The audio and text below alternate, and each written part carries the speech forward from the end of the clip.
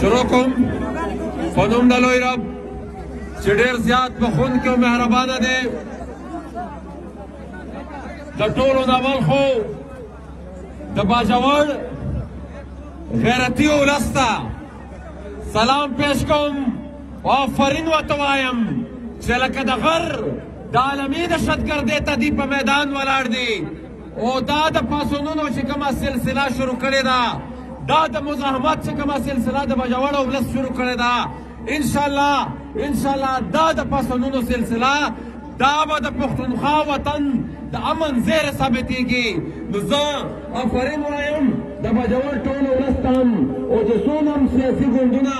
په دې امن مارچ کې په دې پاڅون کې دلته هغې خپل کردار ادا کړی دی، مونږ هغې ته هم آفرین وایو. ملګرو دلته خبرې به ډېرې شوي، تفصیلا تقریرونه به شوي. زه په دوو ټکو کې یوه خبره ته کوم چې جنګ زموږ خاورې ته راغلی دی او دا یو عالمي جنګ دی، دا د بین الاقوامي قوتونو جنګ دی، دا د امریکې او د هغه سره ملګري د هغې استعماري قوتونو جنګ دی. ملګرو زموږ دا خاوره زموږ د ریاست دی پکې د کرایې سپایي کردار ادا کوي او دا د نن ورځې نه دا د 13 کالو نه دا کردار دی ادا کوي. خو ملګرو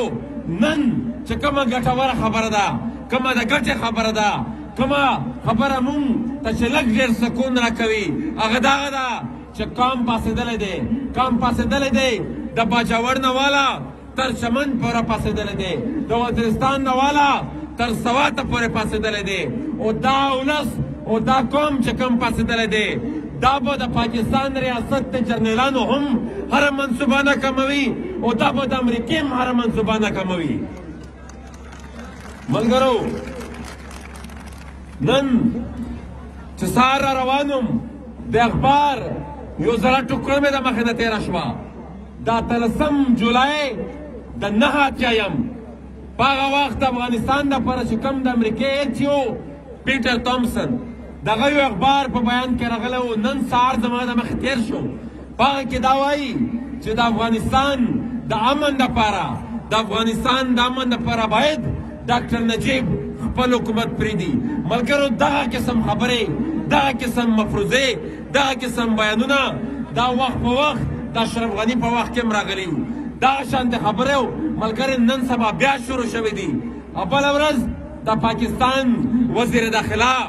یو بیان ورکړی دی، یو پریس کانفرنس یې کړی دی. په هغه پریس کانفرنس کې دا خبرې کړې ده چې مونږ به د افغانستان کې دننه عملیات کوو، هلته چې دننه کم ټارګېټس دي مونږ بیا په افغانستان کې دننه ولو. ملګرو مونږ ورته دا وایو چې په دې ډرامو نوره مونږ مه دوکه کوئ. که ته وایې او دا هم ویلي دي چې مونږ به اپریشن کوو په دې خاوره، مونږ سره به ول دغه زوړ اپریشن ته احتساب کوئ، د هغې به راسره حساب کتاب کوئ چې څومره ډالر رالل، کم ځای دې ولګول، چا پکې څونه غلا وکړه، څونه دهشتګرد دې وکړل، دا اپریشن چې تا پخوا هم کړی و دا ته د دهشتګردۍ خلاف نه و کړی، دا زمونږ د کورونو خلاف شوی و، زمونږ د بازارونو خلاف شوی و، لوټ مار دې پکې کړی و. ملګرو د دې بیان پر د عمل کې د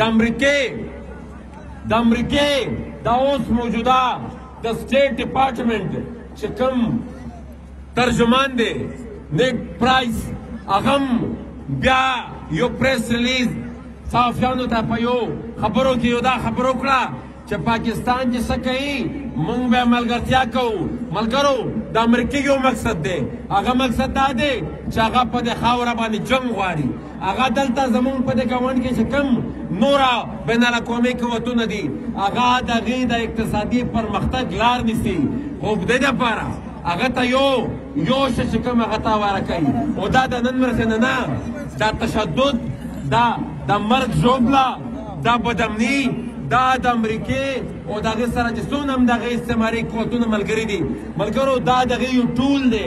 دا د هغې یو طریقه واردات دی په ټوله دنیا کې ځای په ځای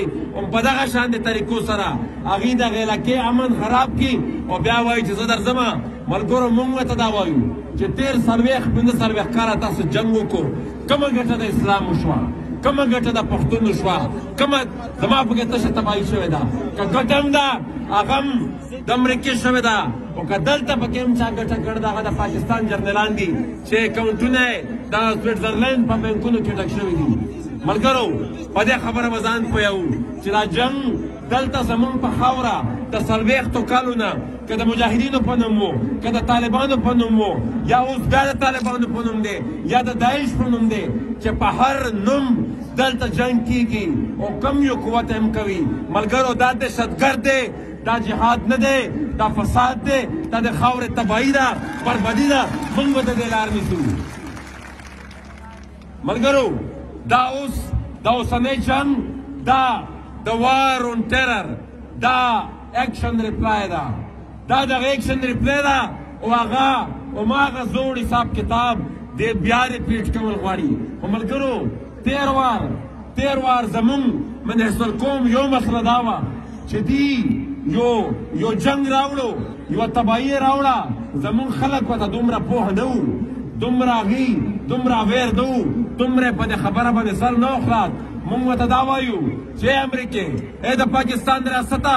تکه ډالر ګټې او امریکا تکه د نورو قوتونو سره جنگ کوي یو یا د هغې سره مقابله کوي دا پراکسي جنگ به د پښتونخوا وطن نه ته بل طرف ته وړې په دې خاوره د نورو جنګونو اجازت موږ نه درکوو مزاحمت پې کوو مسلسل به کوو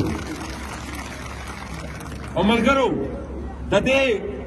دلته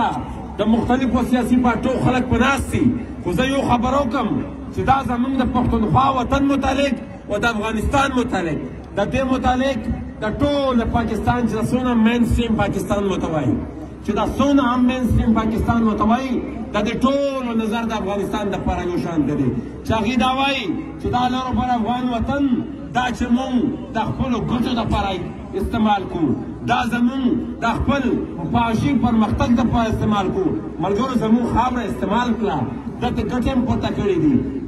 د مونږ تاواني کړي یو ځان یې پېښه کړی دی د خپل وطن آباد کړی دی زه یې په برباد کړی یم د زما د تباهۍ دپاره خپل وطن ټول آباد کړی دی خو ملګرو دا یو خبره ورته وایو چې په مونږ کې شعور هم راغلی دی مونږ بیدار هم یو مونږ یې مزاحمت هم کوو مونږ ورته په میدان ولاړ یو خو که تا ته در واوړې ده ته به څه کوې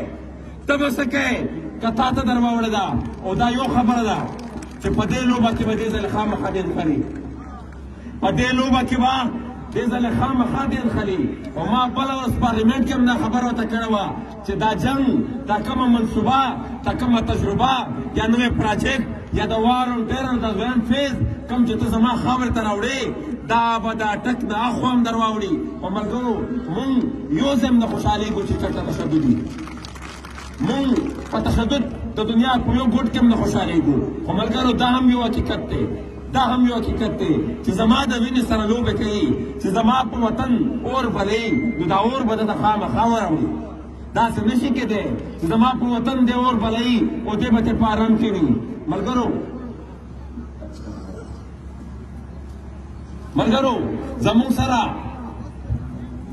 زمونږ سره د بقا او زمونږ د تحفظ بله یوه لاره نشته د دې مزاحمت او د دې مقابلې دا زمونږ مقابله ده دا زمونږ توپ هم ده دا زمونږ ټینک هم دی دا پوره منجتوجهد زمونږ نه کلچر هم دی دا زمونږ جهاز هم دی د دې نه علاوه زمونږ سره د خپلې خاورې د تحفظ دپاره د خپلې خاورې د بقا دپاره بله یو فارموله هم نشته او ملګرو په دې موجوده وخت کې چې څونه هم سیاسي کارکنان دي د پښتونخوا وطن که د هر سیاسي ګوند سره تعلق ساتي بیا په خصوصي توګه دا 2023 چې 2-3 ورځې مخکې شروع شو دا دونه اهم دی په دې کې هر یو سیاسي ورکر باندې دومره ذمهواري راځي چې که هغه ذمهواري دې ترسره نه کړه دا اور مونږ نشو مړولی دا طوفان چې کوم را روان دی دا طبعي چې کوم را روان دی د هغې مقابله مونږ نشو کولی ځکه چې دې ځلې زموږ ریاست او دنیا بین الاقوامي دنیا امریکا او د هغې ملګري دا ډېر په بېشرمۍ او په سپین سترګیتوب را روان دي دا تشدد بیا دلته آبادوي ملګرو دې به خبره کوله څو ځله دا د پاکستان جرنیلان به تلل د TTP سره به هلته مذاکرات کول په افغانستان کې دلته ځای په ځای به وفدونه لیکل بیا به چې مونږ په د نیشنل سکیورټي میټینګونو کې دې جرنیلانو سره دلایل وایي